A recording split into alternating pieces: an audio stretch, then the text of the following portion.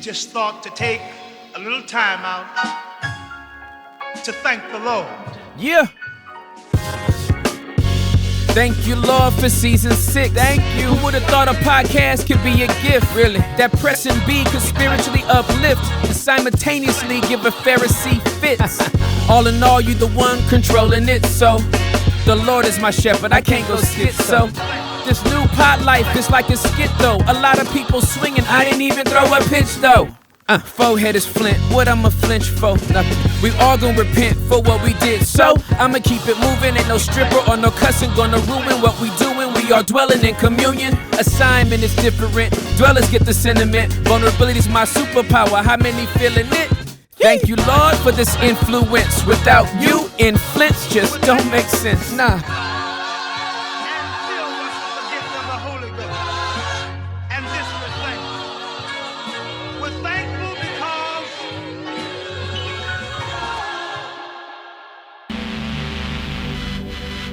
If you've got a problem, who's going to solve it? It isn't going to be the therapist. Evacuation orders are in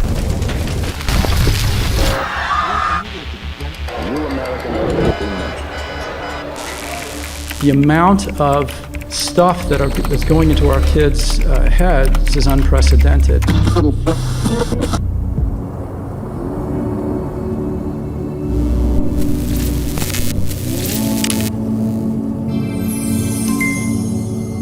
We're going to help you reset your life. What's up, everybody? I am so excited to introduce to you the new course, Master Reset. I need something to change. The experience that you have with God is what anchors you when everything in life wants to make you doubt God. That felt good. Hey, okay, great. How can you press your restart button in your life? I am going to help you get over your past, be able to embrace your present, and plan for an incredible future. So join me and let's reset together. And for a very short time, get Master Reset, every other course from Tim, plus an entire library of courses that will change your life. Plans are starting at $8.25 per month with the code BASEMENT. Click on the link in the description or go to tomap.com and sign up today. Welcome to the basement, ladies and gentlemen. From around the world, it's the basement with Tim Ross. I'm so glad that you're here. I'm so grateful that you are a part of what it is we're doing.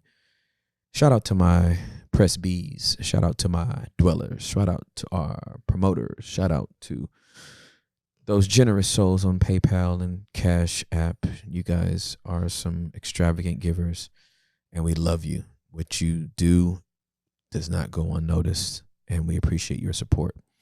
So grateful for a solo dolo podcast. Listen, I am starting to love solo dolos as much as I love having guests. Wait, Tim, are you saying you love the brown boy and my gingerly friend?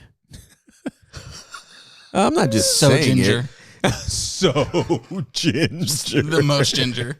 No, I love you guys so much. And because we started solo and because I'm an introvert, like that's where we started. But we knew from the top, like we were gonna have guests and we want people on to give us the gift of their vulnerability. So we started having guests almost exclusively for a little stretch.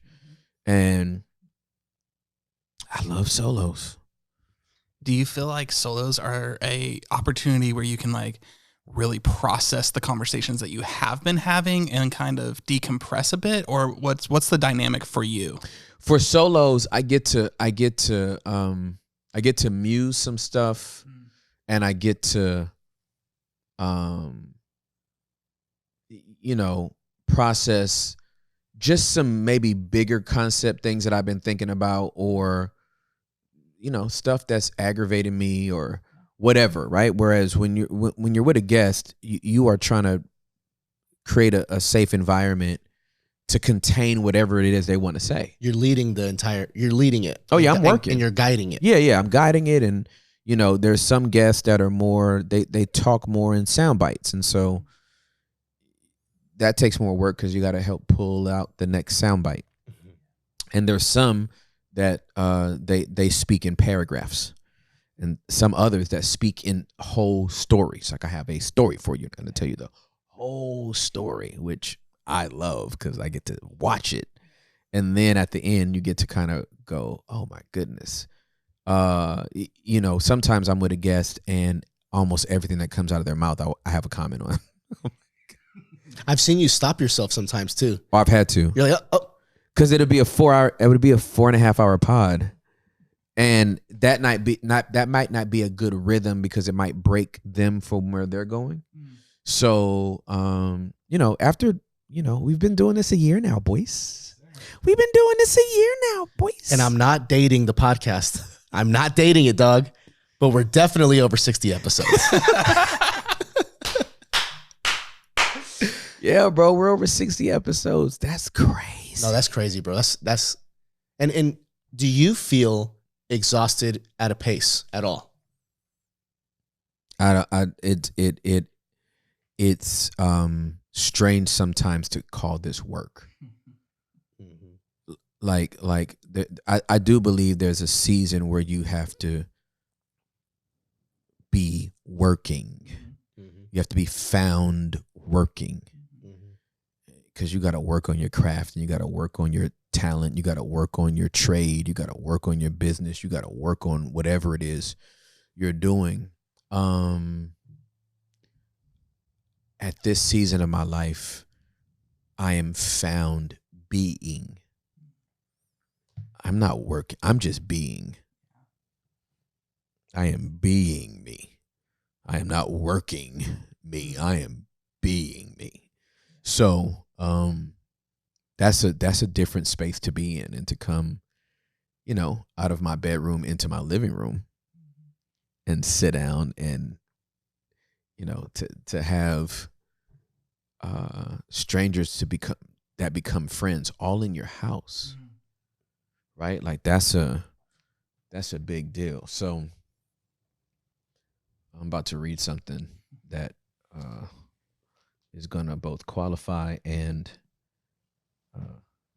disqualify some people all at the same time. So this is 1 Timothy chapter number 3. This is a trustworthy saying. If someone aspires to be an elder, he desires an honorable position. So an elder must be a man whose life is above reproach. He must be faithful to his wife. He must exercise self-control, live wisely, and have a good reputation.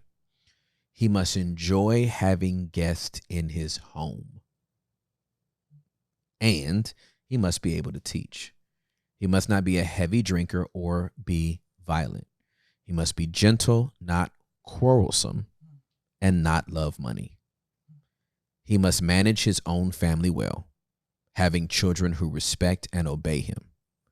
For if a man cannot manage his own household, how can he take care of God's church?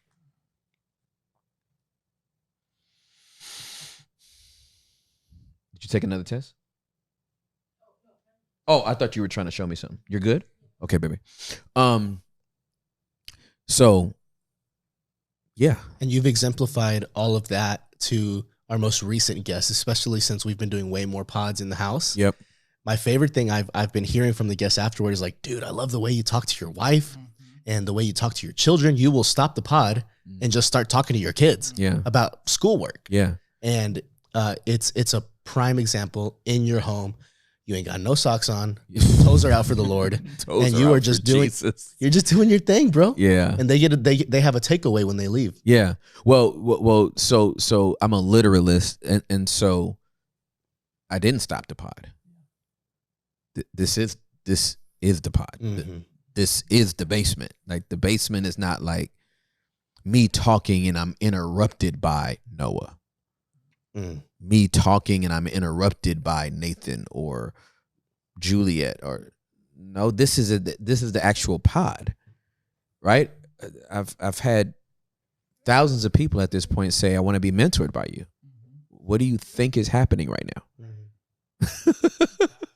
Right? Like I've literally let you in my house because I can't let everybody in my house. I've just let the cameras in the house and I'm talking like I would be talking if you were here. Now, this takes either a measure of lunacy, bravery, and or both. But I'm not editing myself for this camera. That wasn't my assignment. Now, I'm a literalist.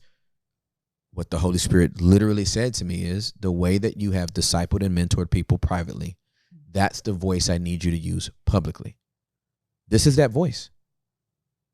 The words you hear me use are the same words I would use with this camera off. So I'm not playing up to the camera. Mm-hmm. I think I'm trying to be obedient to what I felt like the Lord told me to do.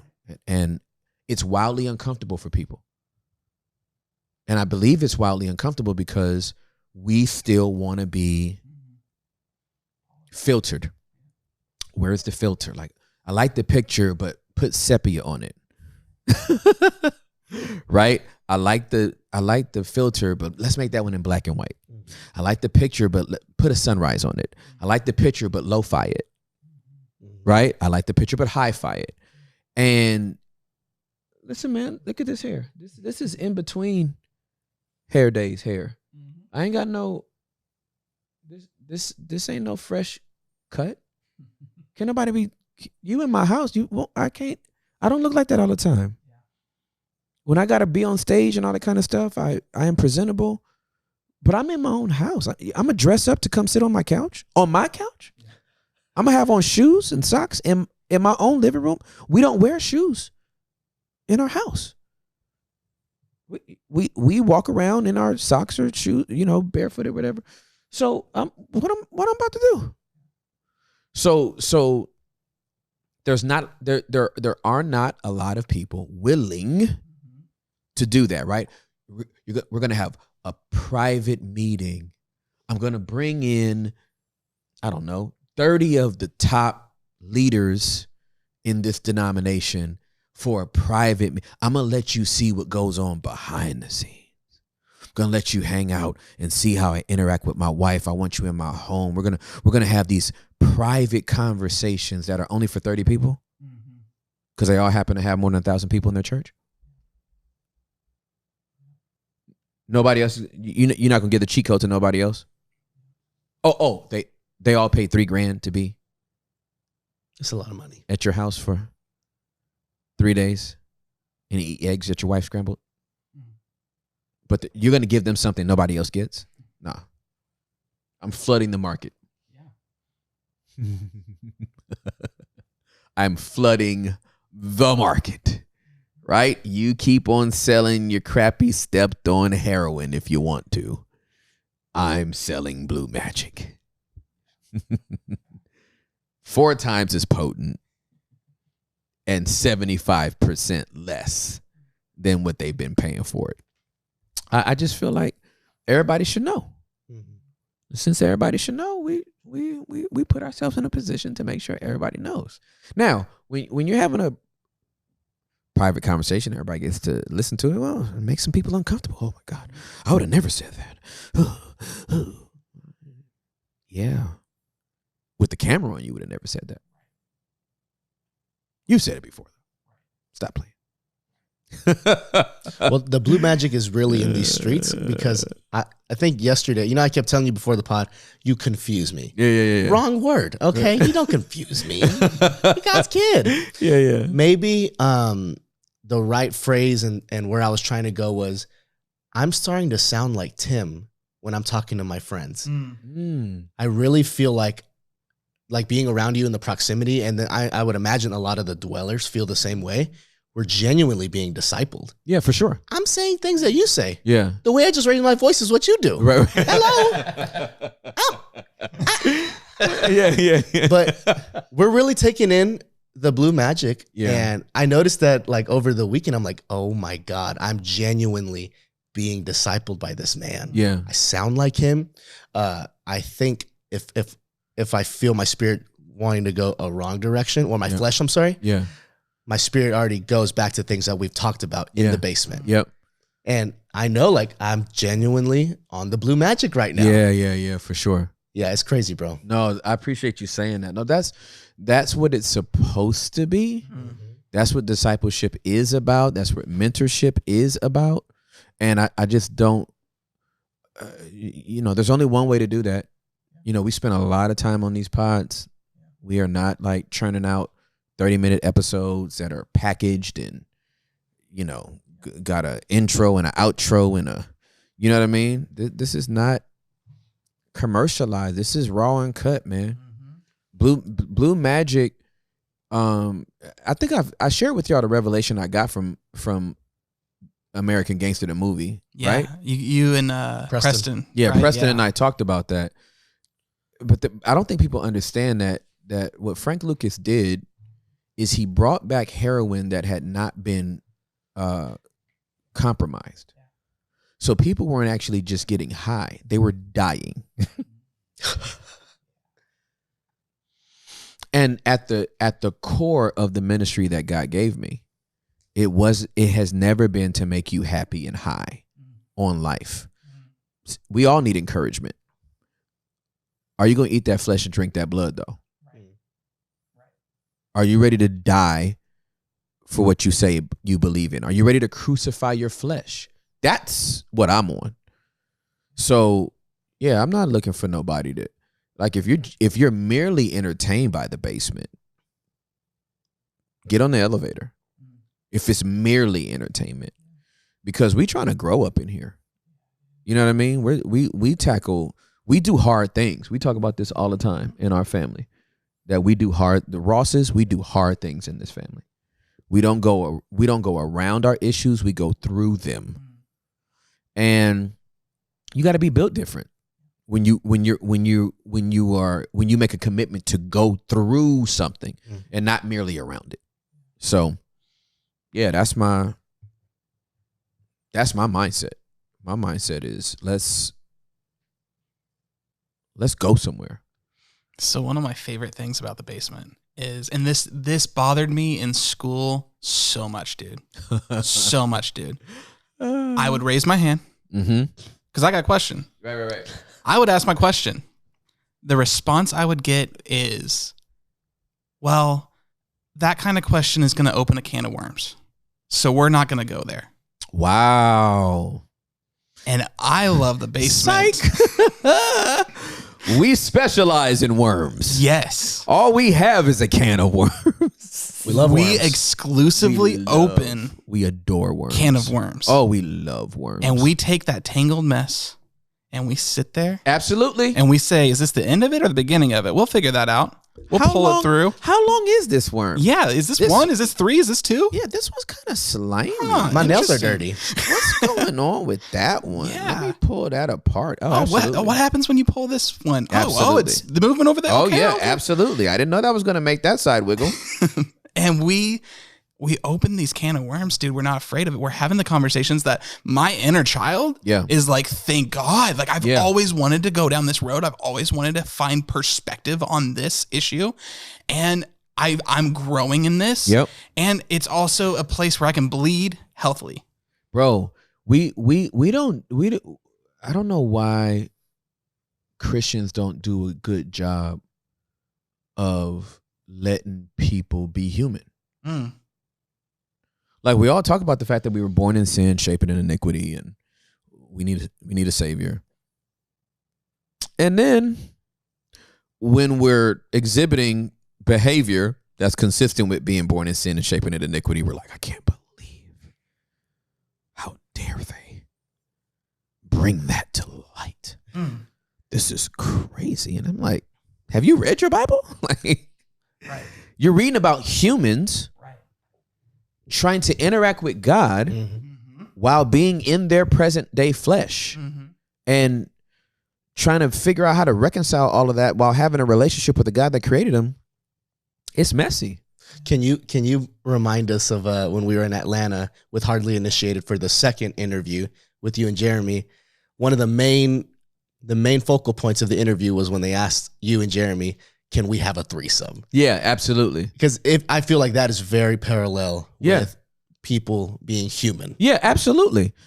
So yeah, somebody asked that question, and the answer I immediately was like, no, it's like unequivocally no.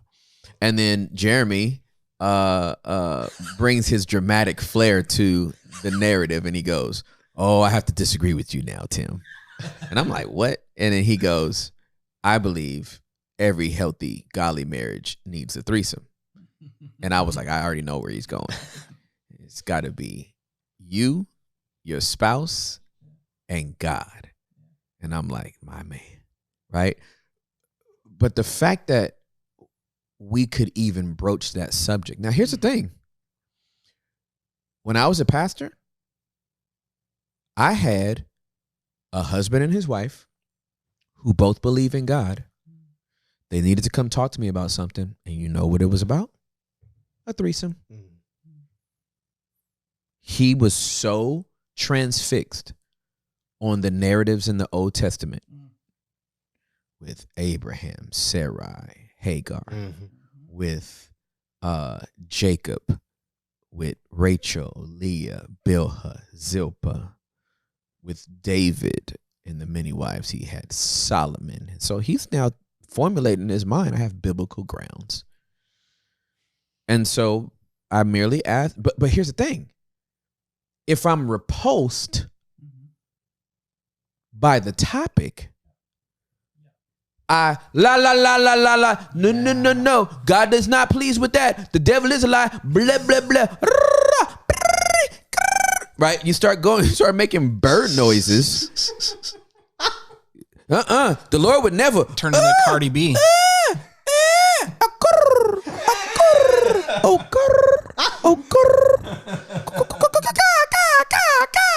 Right? Shout out to Cardi B. No, not Cardi B. Toucan. That's Payne. I can't remember what his first name is. Is it Carl Anthony Payne or something? I can't remember. But he played. He played on Martin, and I can't think of Cole. He played Cole on Martin, but that's hilarious. Anyway, if I'm completely repulsed by somebody even bringing up, I can't believe you would do that. You're not even a child of God. Dude's been reading his Bible. It's in the Bible. It's not God's perfect plan or will, but it happened, and he actually worked through it because he had to, because he gave a promise, and his promise had to get through some very broken people. And we can't hold the tension of that. So you know what we do?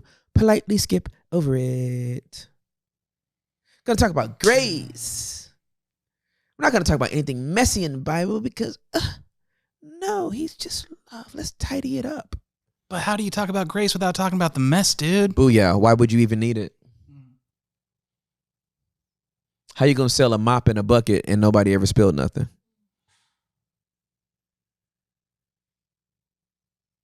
So I'm sitting there and I'm like, okay, I got you. So you believe that it's okay to have more than one wife? Oh yeah. And he's just thumbing through all the scriptures and pointing to them, and I'm just nodding my head and I'm holding space for him because my office is safe. Even though I disagree with his perspective, I'm holding space for his narrative. Let him get it all out. Why am I going to cut him off? What is that going to do? What do I need to defend, first of all? The Holy Spirit can't get to his heart. I'm going to do it. So I let him get it all out. His wife is sitting there just kind of eye rolling and exasperated and all that kind of stuff. So I go to Ephesians chapter number 5. I go to Ephesians 5. I read all your verses. You read all your verses. And I said, I have one thing I want to submit to you, and then you kind of tell me how you feel about it. And he's like, great, like We're getting somewhere. I know I'm about to win this one, right? And so I said, at the end of Ephesians chapter number 5, verse number 32 and 33, well, actually just 32, this is a great mystery, but it is an illustration of the way Christ and the church are one. So I said, do you agree that marriage is a type and shadow of Jesus and his love for his bride, the church? He said, oh, absolutely. I said, cool. Who's his other wife?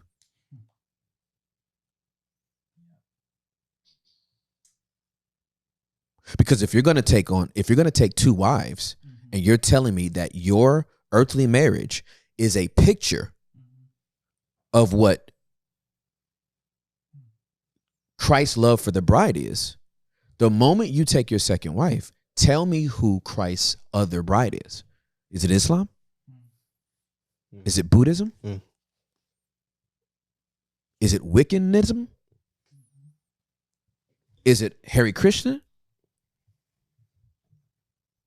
Who's his other chick? Since you got two, and you are an illustration of Christ's love for his bride, who's the other girl? And he was rendered without a retort. And how was she? What was her body language? Oh, she walk me through that. You could see all that tension melt. It's genuinely a good guy. But without somebody to at least be able to bring the conversation to, he could have tried to figure it out on his own. And at the end of the day, guess what? He just still got one wife. The end. It's a hiccup in the marriage. It was a bad spot. It was disappointing. It was uncomfortable. And it's over. What's up, baby? You just chilling? Oh, I love it. Taking it all in. You're done with your work? Okay. Huh?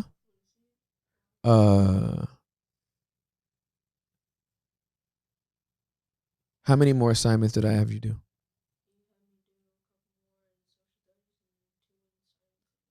And you did that? Okay. Then for now, I'm going to take your word for it. And later, I'm going to check your word for it. Good? All right. You can watch TV right now, but no games until 4. That's 1 hour and 20 minutes.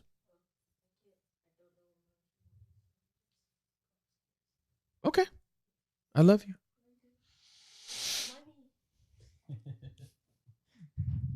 My baby. So it's a school day. And I've been the stay-at-home daddy.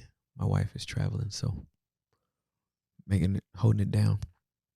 But that's I'm just not afraid of. I'm not afraid of humanity. I my bad. You okay? No, you good? I almost yanked the whole sticker out. I'm not afraid of humanity. If I was, I couldn't read the Bible.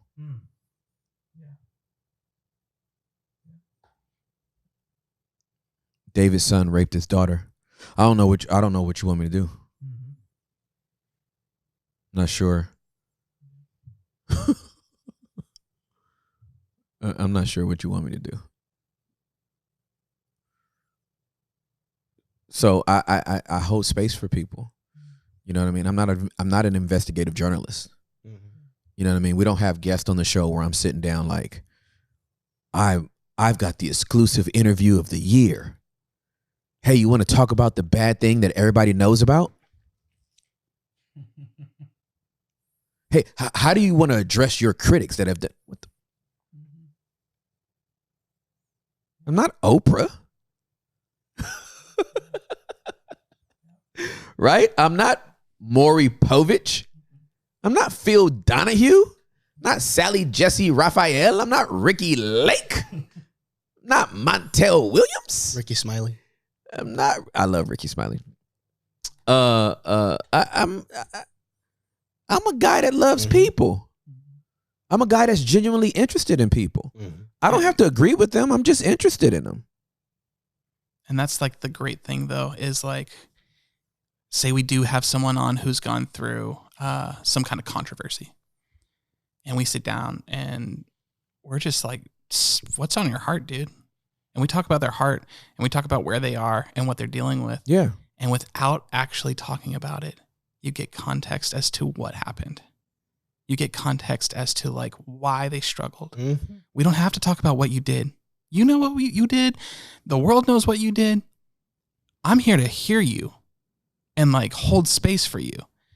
And that's where, dude, like, because we'll have people come into the chat and they'll be like, oh, I can't wait. This should be interesting, blah, blah, blah. And then they'll be like, well, why are they not talking about? And you have cultivated such an atmosphere and such a community that your community comes on and says, hey, man, we don't do shame showers here. We sure don't. Like, I don't have when I tell you I have no time for it, I have no time for it. I needed to pull this up because when it comes to trauma recovery, yeah, safety and stabilization is the number one thing that you need to recover from trauma. Safety and stabilization. If your environment's not safe, and your environment is not stable, you can't even begin to recover. So, what is the basement for? What does the basement reply?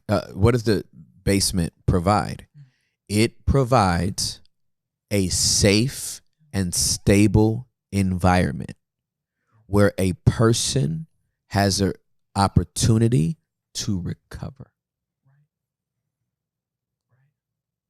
That's what the basement is. That's the purpose that we serve. And it's not just safe and stable for our guest. It's safe and stable for us. Listen, if there's not an episode where I'm on the edge of tears or full-blown sitting here cutting this thing, crying my eyes out, it's almost every episode, Tim. Oh, wow. If you look over at me, I am weeping. Just a weeping willow in the basement. That's what I am. It's a great tree. But you're absolutely right, because my soul is getting ministered to. There's some people that believe I don't have a soul because I'm a ginger, but I do have a soul. And it is getting ministered to. Yeah. And that safety is so tangible here in the basement. Yep. Like, I mean, we were talking about it off the pod, but there's many times that we have guests that say, man, I have never shared this before. I've never talked about this before. And I would, if I look at that perspective, it's not a sense of like, it's not how do I want to word this? Like, we didn't expose them? Yeah, it's not that we exposed them. It's not that they didn't want to share it. Right. They just weren't safe. They didn't have the space for it. Yeah, they didn't have the space. They didn't have the space. Where were they going to do it? Yeah. In a place that somebody was going to weaponize it against them? Do you know that one of the number one reasons why people don't share is because they're afraid it's going to be weaponized against them? And most of the time it is. And most of the time it is. It usually has been for the individual. And so that's a very sad and scary place to live, where our souls were actually designed to not have a secret. Do you understand this? That you weren't even wired. Oh my God. I can keep a secret. You weren't even designed to keep a secret. Is that why we feel the pressure physically in our chest? That's absolutely correct. Or in our stomach? Oh, absolutely. I can trace most ulcers back to the fact that you have something that you haven't said.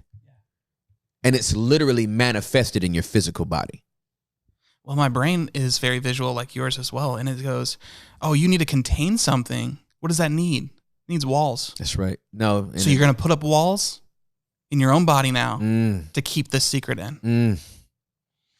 And it wasn't made like containment was never supposed to be a wall that you built yourself. It was supposed to be a support system that others provided for you. Big facts. Because we weren't supposed to do our lives alone. Do you know why the term deathbed confessions? Why was that terminology even coined? Because people don't want to go to grave with a secret. Yeah. Right? Scorsese doesn't get to do the Irishman movie. Was it The Irishman? Yeah, Irishman. Right? He doesn't get to do that movie if that guy who killed Jimmy Hoffa takes that secret to his grave. But guess what? He didn't want to. And he was a mob guy. And he didn't want to take it to his grave. Why? Our souls weren't designed to keep secrets. Point blank, period. I will bless the Lord at all times. My praise shall continually be in his praise shall continually be in my mouth. My soul will make her boast of the Lord. The humble shall hear thereof and be glad. Oh, magnify the Lord with me. Let us exalt his name together. Psalms 34, verses 1 through 3, King James Version. Why is that there? Our soul was meant to cry out. Yeah. Right? There's an old song that we used to sing. When I think of the goodness of Jesus and all he has done for me, my soul cries out, hallelujah. Thank God for saving me. And we need a tambourine to really get it. And some flags. But no, we didn't have no flags when we came. Trombone? That would go dummy with a trombone though. But when I think of the goodness of Jesus and all that he has done for me, my soul cries out. Why? Your soul was never supposed to be silent. Psalm 94:17 in King James Version. Unless the Lord had been my help, my soul would have dwelt in silence. If God doesn't help you, your soul will be silent. Not just your mouth, your soul can't cry out. And so you need a safe environment, a stable environment where your soul can cry out. That's what the basement is for. Listen, you ain't got to agree with everything I say on the basement. You don't have to agree with everything our guests say on the basement. What we're trying to help you cultivate are places of safety. We've talked about which I think is going to happen. I just need to Dwelling places? The dwelling places. I would love for there to be dwelling places all over the United States. I would love for there to be dwelling places all over the world. What we can't have are Nazi dictating, dweller leads or whatever the heck will. Just small cults everywhere. Yeah, just a freaking cult of somebody being vulnerable and this being weaponized. Right. And you taking the Bible and be like, I can't I know Tim does this, but we don't do that in our dwelling place. It ain't yours. Number one, because this ain't even mine.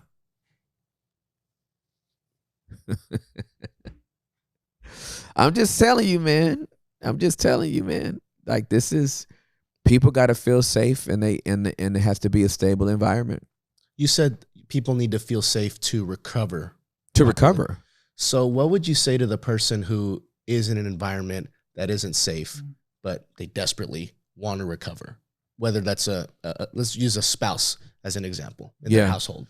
Well, it's a very tough conversation to have. Obviously, it's a case-by-case situation. But when it gets to the point where there is abuse of any kind, because most times churches feel like abuse is physical only, but it can be financial, it could be emotional, it could be verbal. And those scars can actually be worse than the physical abuse, because sticks and stones will break your bones, but a word will never leave you. Ever. You get hit in the head with a rock and it could leave a gash on your forehead. That'll heal. But somebody could say one sentence negatively about you, and it could be with you until you're 90 years old. So my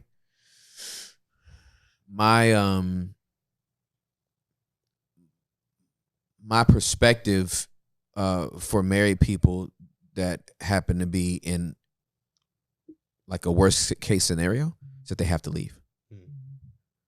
Because if they go to counseling but come back home to a traumatizing environment, we're just putting Elmer's glue on construction paper and pinning it to the wall. It's going to lose its stickiness at some point and be on the floor. So, you cannot even recover. You cannot recover. This is why when people go to recovery, what's the first thing they tell them? You got to leave your house. We got to take you away from the environment that's been re-traumatizing you and triggering you. So I got to go away to this facility and I'll be there for 5 weeks. Why? The environment's stable and it's safe. Nobody knows your name here. Nobody cares about you here. This celebrity went away to a rehab place. Where is it? I ain't telling you. Then it will no longer be safe and it won't be stable. Why? TMZ would be outside. Helicopters will be flying overhead, right? During the lunch break when I'm just trying to like look at a Japanese tea garden and listen to some tranquil water rippling through, an automated machine. No, people gotta be safe, and safety requires an environment. It requires location, and it requires sensitivity. Got to be sensitive to people. And no, I don't want to say this because this might trigger them. I want them to be safe because, again, you cannot recover if you're not safe. So, yeah. I've been in EMDR for about 4 weeks now. And thank you. You're one of the main reasons, dude. Like, I knew I needed therapy. I didn't know what type of therapy I needed. Yeah, good. And the basement in itself has helped me in that journey. And the safety of being able to sit across from a therapist has really opened up. And for me, I realized an image that I had in my brain was, because I've talked about on this pod before, how I was a 2-year-old operating as a 33-year-old. And I unwrapped that image even more so to where like I started to see that the 33-year-old version of myself was cowering in a corner and being afraid of the 2-year-old self. Yeah. And being bullied by him. Yeah. And because of the basement, because of everything that we've talked about, I was able to have empathy for both. Yes, bro. People don't understand. Most adults are actually being led by their childhood trauma. Right? The 11-year-old is driving the car. The 47-year-old version of that person is duct taped in the back seat with their hands bound. And the 11-year-old is doing donuts in a parking lot, right? Facts. And you're like, why is that person acting so immature? Why are they still being this petty? Well, their 11-year-old is flared up because they've never been told to calm down, that it's safe now. They don't have to drive the car. They've been driving since they were 11. Same thing with my trauma. And my 8-year-old, he still be popping out with his abandonment issues and his attachment issues. And I'm like, bro, we're actually okay. You can go sit down. I'm here. I got both of us. We're good. Where would you like to be right now? Well, I'd like to be playing a video game. All right, great. I'd like to be kissing Juliet because she's really, really pretty. Me too. We'll do that later. But I'm just very aware that nobody gets the way they are by themselves, good or bad. Yes. And so when it's good, I celebrate it, and when it's bad, I investigate it. Question on you interviewed Jeremy Anderson, and at one point you said, "I'm getting triggered right now." Yeah. You shared a story that we hadn't shared on the pod yet. Yeah. About your brother and then how y'all had gotten into an altercation. Yep. Back in Cali. Yep. In real time, what were you doing to work through the triggering? Yeah. So I'm an empath, and so I'm very sensitive to my emotions. And as soon as I brought that up, my voice quivered and my eyes got watery. And I'm like, oh, this is this conversation has actually triggered this episode, and it just surfaced so fast that I had to be. I had brought up the story, so I had to give context to it, but then I had to be very kind to myself and like slow down, like acknowledge that part of you, and bring context to why some people should just shut the hell up. Like everybody you dealing with, you just don't know what people are dealing with. We talk about these people that snap, but I don't think we lack the empathy to even, and the compassion to even investigate where that came from. Case in point, I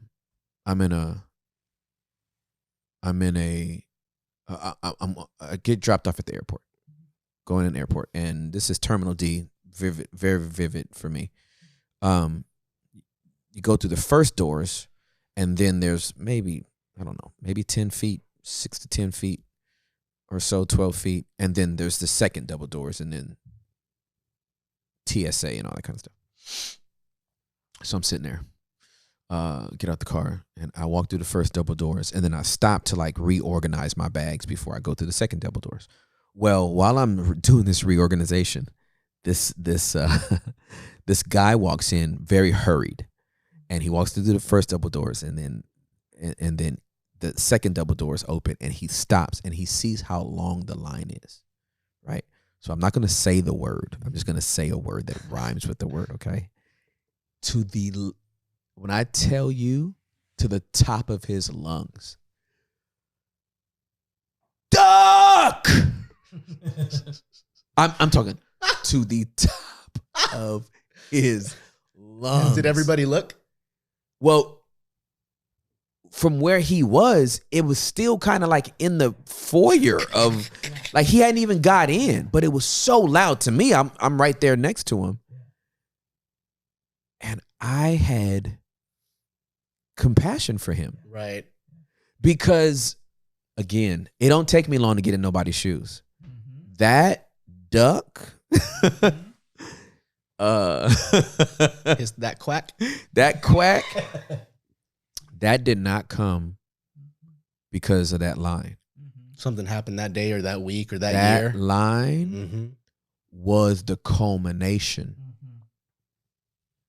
of everything that has been going wrong from his vantage point. And I cannot imagine what has gone wrong for you to come to an airport and see a long line and that be what makes you go, duck! Like the whole world has crashed because this line is long. It's not the line, fam. There's something in here you haven't addressed. So that is, we got to give space to people, because if they get the space, they can get all of that out. And then once they get it out, they're usually okay. I mean, listen, 90% of my counseling sessions, I don't fix nothing. Like there's actually nothing to be fixed. They just need to talk. You need to work through it. Just need to talk. Like they'll talk, like say it's an hour and 15 minute, because most people need about 15 minutes before they really start opening up. They kind of dance around it and blah blah blah. So even if I do an hour session, I know it's gonna probably be hour 15, right? So they finally get there, and in an hour and 15 minutes, they may have talked 57 minutes. And at the end, they're like, "Oh, thank you so much. You've helped me so much." I'm like, "You helped yourself, actually." Bro, I'm such a performer. At my first EMDR therapy session, afterward, I told her, "Did I do good?" And she's like, "What the hell are you talking about, dude?" I love you. This ain't about you doing good. What are you talking about? It's not a score. You're not here to do good. Hey, but there's something that you do that I didn't I didn't understand the context to it of when you're mid pod or even in mid conversation at dinner. If you feel angry, I'll see your fist ball up. If your heart breaks for, someone else that's sharing their story, you'll do this. Like you're feeling it in your body. I feel it in my body. And you take time because you want to be nice to them, right? That's right. At my second EMDR session, my therapist started laughing at me. And she's like, and I was like, why are you laughing at me? She's like, because you do mental gymnastics. You just try to you say what happened, lost my daughter, but I've worked through it and it's been really depressing. I've been suicidal, but God is still good. And I do the basement and I'm around discipleship. And she's like, how do you feel? Right. And I'm like, I feel really shitty. Yeah. Forgive my colorful language. Yeah. But like, I just, We say feel here. It's okay. Yeah. I feel sad. Yeah. And she's like, cool, let's. Yeah. Where do you feel sad? Yeah, where? And I was like, my hands feel light. Yeah. I can't feel my legs. Yes. She's like, great. Put the headphones on. Let's do the little light thing. That's right. So I'm learning to not do mental gymnastics and be nice to myself. Good. I don't have to have an answer for everything. That's right. Yeah, no, that's beautiful.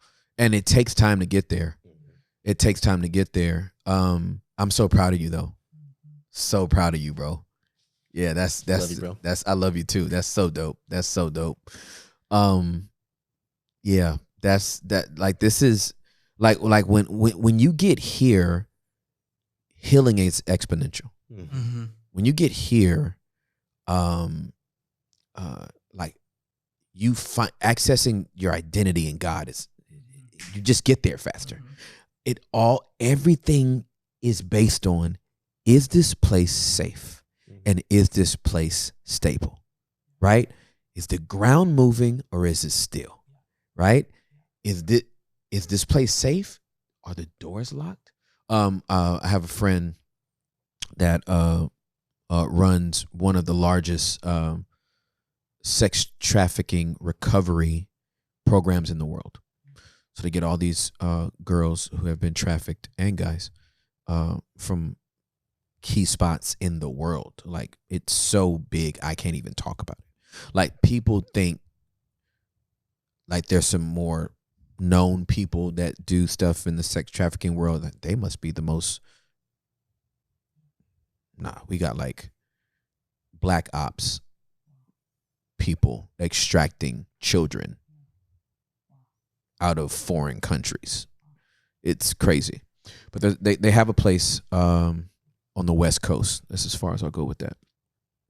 They have a place on the West Coast, beautiful facility, and we get a tour. Juliet and I get a tour, and they're telling us all the stuff that they have for the girls, and in every room,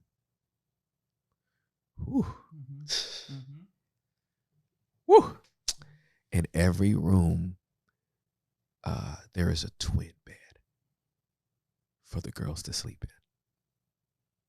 Because most of their work is done in hotel rooms, in queen beds, and they've never had a bed to themselves. Or it's been so long they don't remember. So that twin bed represents autonomy. It's a reassurance that no one else is getting in this bed but me. The environment is what? Safe. Not just safe in, there are no Johns here. There are no pimps here. No. What makes an environment safe is not just what's not there, but what is.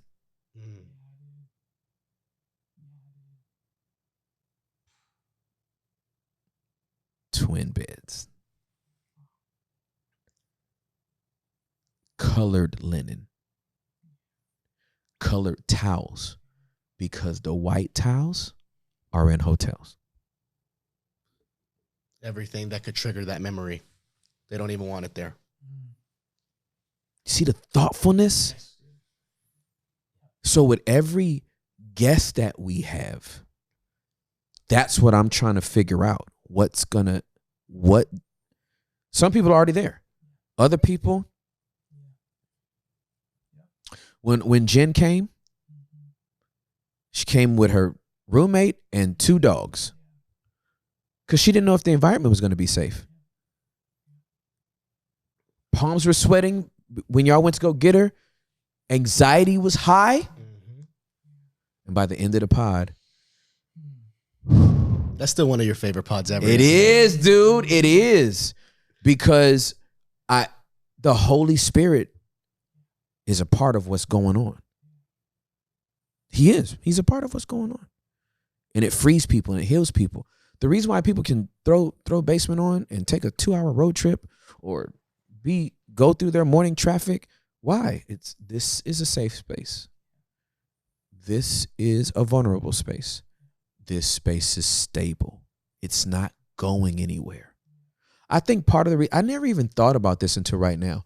I think part of the reason why we haven't stopped or had a break since we started, and if the Lord tells us to, we'll do it. I'm cool with that. I think one of the reasons why we haven't stopped since we started, because of stability. We're not going anywhere. And real discipleship, they show up every week. Bro, if I missed one time for the football players or the basketball players, like one chaplain session before their game, if I missed a week or whatever, angry. Yeah. Cold shoulder. Yeah. Didn't know how to process it. They're just like, bro, you ain't real. You a fake church guy. Yeah. You got to show up for these people. You man. have to show up, bro. It's real discipleship. Hector, you are absolutely right. That's exactly what it is. I didn't even think about it, but this is the way I've always been. When I commit to something, especially something like this, we want to be trusted to just help people navigate the vicissitudes of their life, right? The traffic of their souls, right? Where's my space? Maybe you can't get away from a partner or a program, a house, parents, wherever, for this next hour, 90 minutes, 2 hours, 2:30, 3 hours. We haven't had a 4-hour pod. It'll happen. We haven't had a 4-hour pod yet, but yeah, this is good. You know what I mean? So, yeah. No, dude. So, my brain is literally like, this is one of the coolest things. Apple just came out with their Augment thing. Yeah. One of the best decisions they ever made. Yep. I agree. Is the immersion dial. How immersed can I get into this? Yes. You can go from it being this, like, I see the whole world and here's my little screen, to I am no longer in my world. And that's what I feel like we can do in the basement here. Yeah. Is it's like there's an immersion dial. Yeah. How immersed do you need to be in this? That's right. Can you be functional? Yeah. And operate with the world and then just have this kind of on in the background? Or do you need to dive 4 hours, 3 hours in? Absolutely. That's so good, and bro. episode after episode after episode. Yeah. And literally binge the basement. Oh, yeah, for sure. Because you need that safety. Yeah. I'm telling you, man. Well, dude, I'm glad you brought that up because, you know, as it relates to the immersion, I know for a fact that this pod has triggered things in people. And for the people that are ready to step into that curiosity, it takes bravery, right? Something triggered me. I could retreat. Like, I can't listen to that pod, or I gotta skip that pod. I've had some friends of mine say, I listen to all your pods except the ones on marriage because it hits too close to home. I'm going through a struggle, and so I'd rather not. And so I listen to the next one. I know some single people that are like, I'm not listening to the marriage stuff because I ain't married yet. Well, if it's triggering something in you, become curious about it. Even if you can't get to the episode, like, it's not even about like, listen to my episodes. No. We do this because of obedience. Like, this ain't about ratings. This ain't about none of that.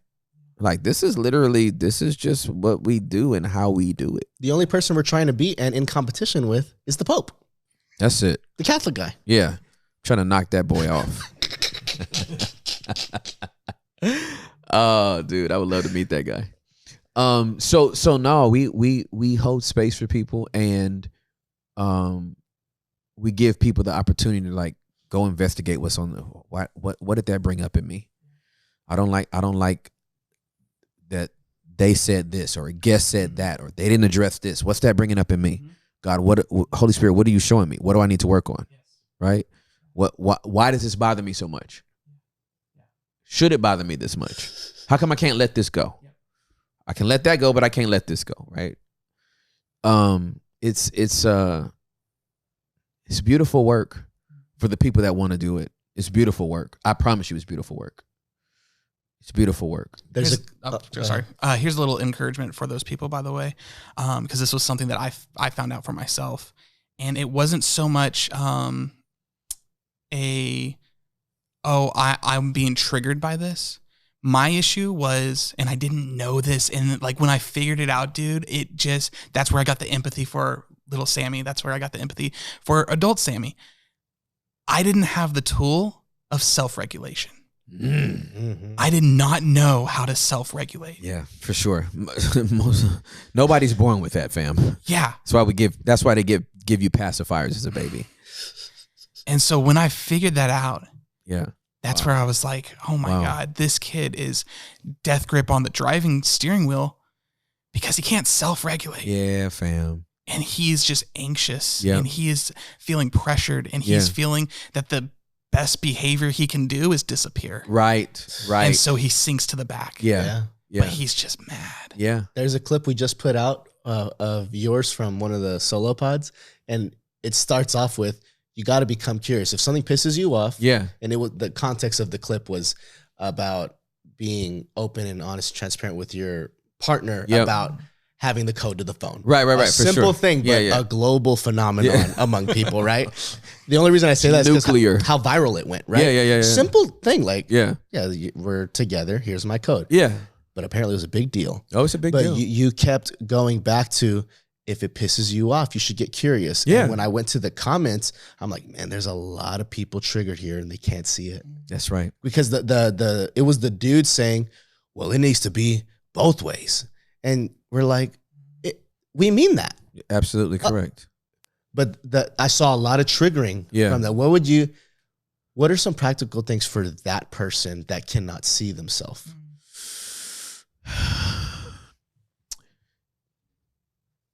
It is hard to live your life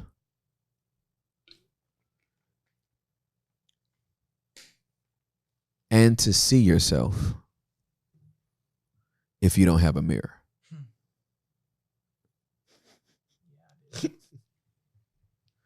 If you can't see your reflection,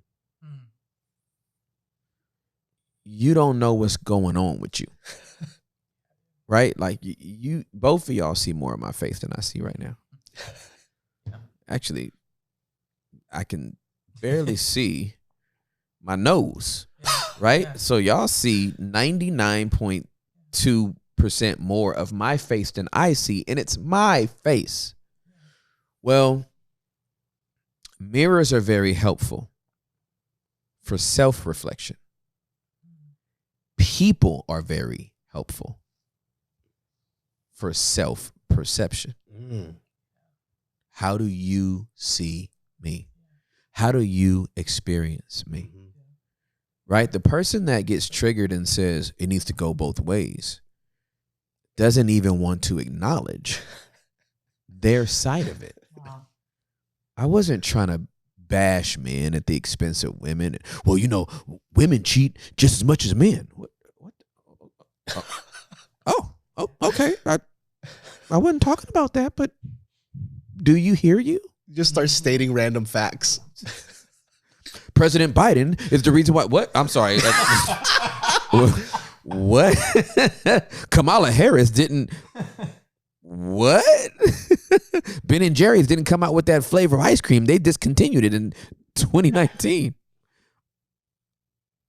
I'm not sure that has anything to do with what I brought up. I was just trying to tell you to share your passcode, And since I'm a guy, I was coming at it from a guy's perspective. Sorry. I just feel like most people don't have mirrors, physically and socially. A physical mirror will allow you to inspect yourself. Social mirrors allows others to inspect you. and you take the feedback. I asked my sons on Saturday, we went out to breakfast, and I asked them, I said, I do this from time to time. All right, daddy check. Give me a grade. On a scale of 1 to 10, how am I doing? And I tell them, there's nothing you can say that's going to anger me. Nothing that you can say. I'm not going to try to defend myself because their experience that they're having with me is the truth according to them. Yep. They may not have all the information as to why they're experiencing me a certain way, but I would never invalidate the experience they're having with me. It's their experience. They might not understand why all the stuff I'm doing is happening, but if it lands across to them like, well, Daddy, I just feel like right now you're being like really mean to me and I can't do anything. Oh man, tell me more about that. That sounds frustrating for you. I'm not going to be like, fool, I'm not being hard on you. You just ain't giving me what I wanted. You haven't cleaned your room. No, come on, man. Let them share their experience. It doesn't have to be true to you. It's true to them. That's the way they're experiencing you. You don't have to agree with it. Let them talk. Stop cutting these people off. The hell are we doing cutting everybody off? So sensitive. I can't, they can't finish their sentence because little chihuahuas. Everybody got a chihuahua spirit right now. Hey, babe, I just wanted to sit down and talk with you because when you do this, it really makes. Okay, honey, I was just trying to explain. Honey, if you could just calm down. All I was trying to say is Start growling. And it's like, oh my God. And then you mad you don't have there's a lack of, and then you got the nerve to say there's a lack of communication in our relationship. Damn, I can't finish the sentence. You're talking to yourself, dude. You're having a monologue, you know? So we got to just let people have the experience that they're having. And again, you may not agree with it, but that's the way that they're experiencing you. And there may be some validity there that you can bring context to. If they don't want context, it's a completely different thing. Or people don't want context to who you are and why you are or whatever. There's nothing you can do with that person. This is why you can't really adjust anybody's perspective outside of relationship. Because if we're not going to have any relational equity, you're never going to understand me. Like, I've been with Juliet 24 years and we're still trying to understand each other. And just when we think we figured it out, we change. So, yeah, those are my thoughts on all of that. Were you that way when y'all were younger, where you felt like you were a chihuahua sometimes? And oh God, I was so defensive because I wasn't fully healed from all the stuff I was going through. So I was very defensive, and I came into the marriage because you know, of the porn addiction, the promiscuity, and the low self-esteem. Juliet gave her life to Jesus when she was 9. And she's been walking with Jesus ever since. It doesn't make her perfect, but she just didn't come in with the baggage I came in with. And so the enemy always used that disparity to make me feel like she thinks she's better than you. She's holier than thou.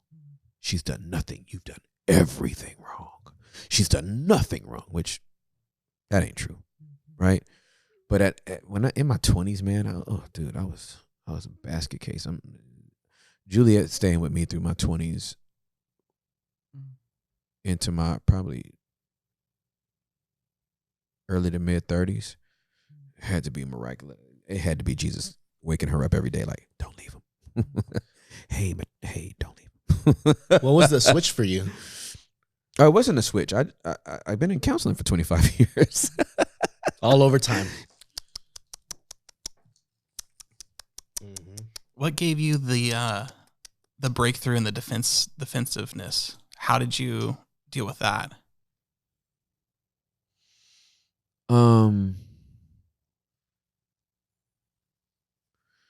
My ego died. Yeah, my ego finally died. Right? I didn't have anything to defend. When your ego dies, dude, I promise you, when your ego dies and your pride dies, you let so much stuff go. Your pride is white knuckling everything. Your pride is, but when your ego dies and your pride dies and you no longer hold other people's perspective, like you don't take it personally. You let people have their story, right? I can't change your story about me. I can't change your story about you. And you learn that everybody's experiencing you one way or another. Like you could walk by 10 people and they say, that is the nicest person I've ever met. And the 11th person gets to say, that's the most pretentious person I've ever met. Their experience, you came across pretentious. You didn't come across nice. Came across pretentious. Okay. So I just asked this question on Instagram, which was, what is vulnerability to you? And one person's answer, I loved it, and it kind of ties into this, is they said, vulnerability is me without pride and shame. That's really good. And I was blown away by that because I was like, wow, like pride and shame being something that's clogging vulnerability is a dynamic I never thought of before. And so if you remove pride and you remove shame, like I don't think you can be vulnerable now if there's pride and shame in your life. All right, so Genesis chapter number 2, verse number 25. And this is a before and after picture. Genesis 2:25. Now the man and his wife were both naked, but they felt no shame. Genesis chapter number 3, verse number 10. In response to God saying, where are you? I heard you walking in the garden, so I hid. I was afraid because I was naked. Genesis 2:25, they didn't even know they were naked. 3:10, they know they're naked. So what's the difference between shame and no shame? Knowing. What was the tree called? The knowledge of good and evil. It's fire, dude. You were never supposed to know. Yeah. They had an experience with God and an experience with each other. They didn't know nothing. They were humans being. Then they became humans knowing. And can we be honest about what we know?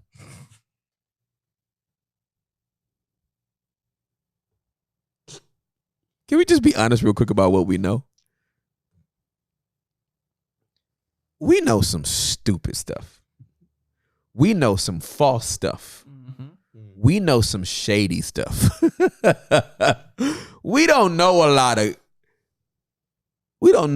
of God stuff like we should have been experiencing. We know some basic good stuff and we know a lot of bad stuff. We don't know nothing. We don't know nothing.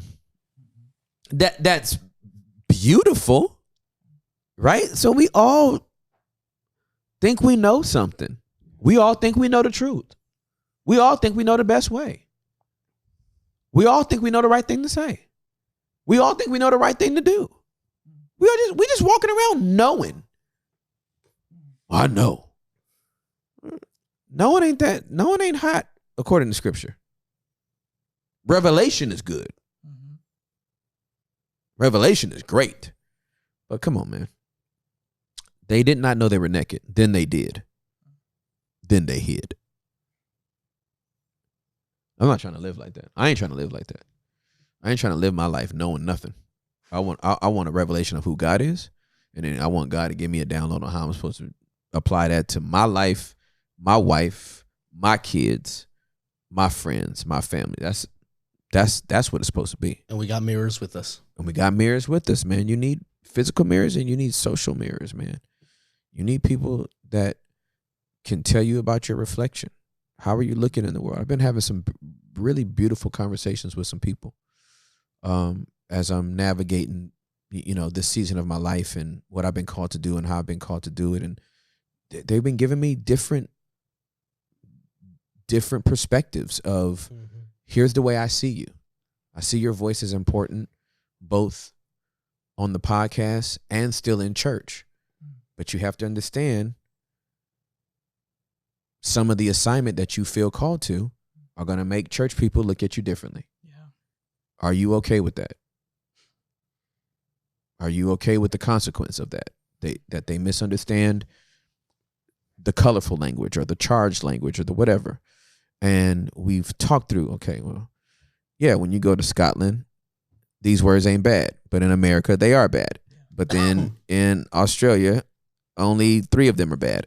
But then in Singapore, they're all bad. But then in, Malaysia, none of them's bad, right? Yeah. Like, and so you're like, oh man, this is really good. Like, it's a good conversation, and I have to figure out, I have a choice to,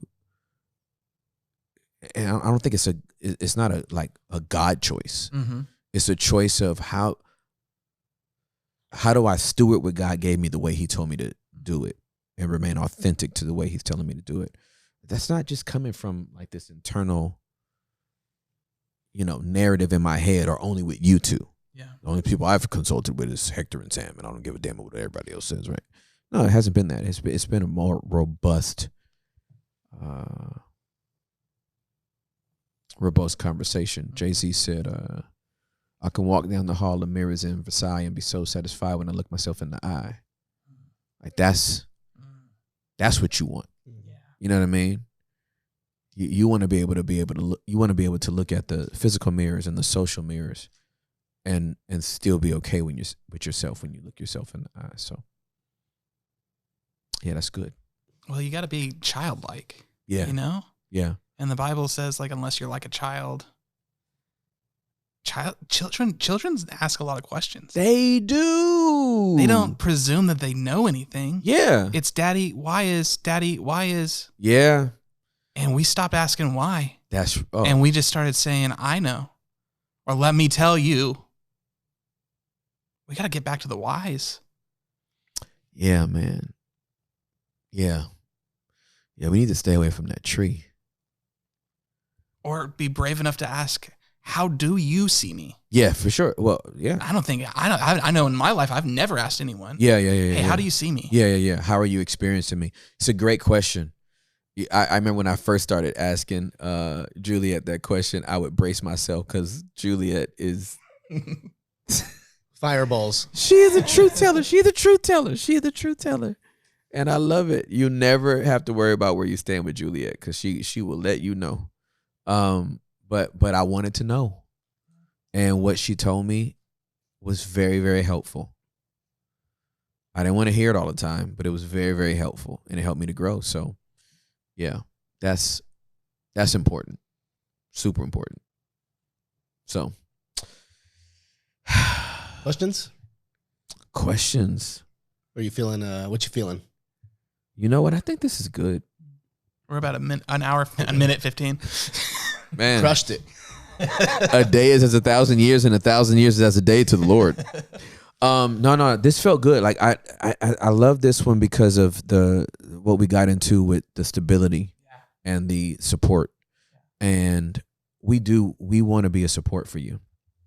I want the basement to be a safe place always for you and your loved ones. I want it to be a stable, consistent place that you can rely on. I'm not going to say depend on, but I do want it to be a space that you can rely on just for vulnerability, authenticity, and honesty, openness, and transparency. I am so proud of your growth.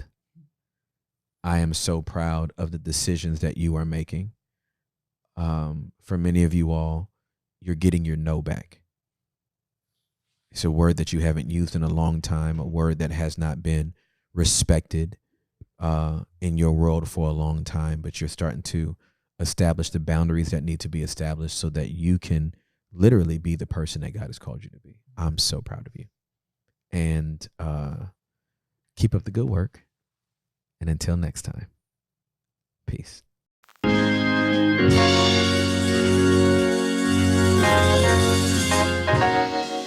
We just thought to take a little time out to thank the Lord.